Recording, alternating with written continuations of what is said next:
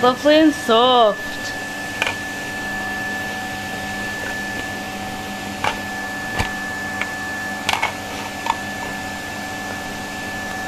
I'll demonstrate all these in a later video.